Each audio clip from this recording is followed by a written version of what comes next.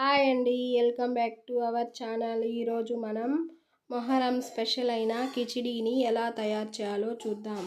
మా వీడియోని కనుక మీరు ఫస్ట్ టైం చూస్తున్నట్టయితే లైక్ చేయండి, షేర్ చేయండి, సబ్స్క్రైబ్ చేయండి. ఇప్పుడు ఎలా తయారు చేయాలో చూద్దాం. ఒక గిన్నె తీసుకొని మనం బియ్యాన్ని వేసుకోవాలి. 3 కప్పుల బియ్యానికి 1 కప్పు పెసరపప్పును కూడా వేసుకోవాలి. వాటర్ పోసుకొని బాగా 3 సార్లు శుభ్రంగా వాష్ చేసుకొని 10 మినిట్స్ పక్కన ఉంచుకోవాలి. ఇప్పుడు ఒక గిన్నె తీసుకొని స్టవ్ వెలిగించి ఆయిల్ని వేయాలి. ఇక్కడ నేను 4 స్పూన్స్ ఆయిల్ని వేశాను. లవంగాలు, దాల్చిన చెక్కను వేసుకొని 1 కప్పు ఆనియన్స్ని కట్ చేసి వేసుకోవాలి.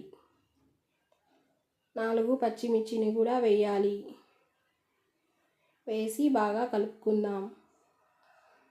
బాగా బ్రౌన్ కలర్ వచ్చేంత వరకు ఫ్రై చేసుకొని 1 కప్పు టమోటాలను కూడా కట్ చేసి వేసుకొని టమోటాలు బాగా మగ్గించుకోవాలి.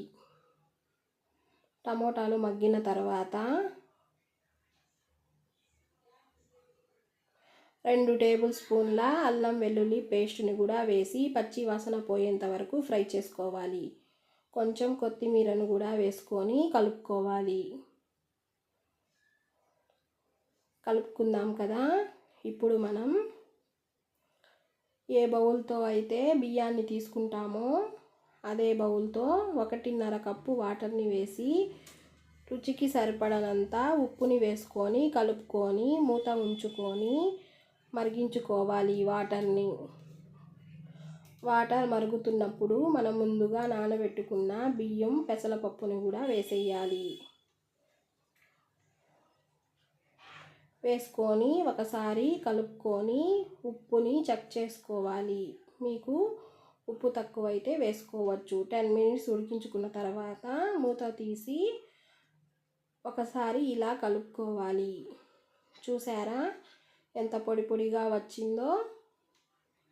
రైసు, పప్పు పర్ఫెక్ట్గా ఉడికిపోయింది.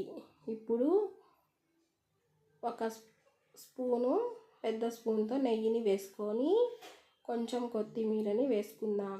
అంతేనండి, మొహరంకి స్పెషల్ కిచిడి రెడీ.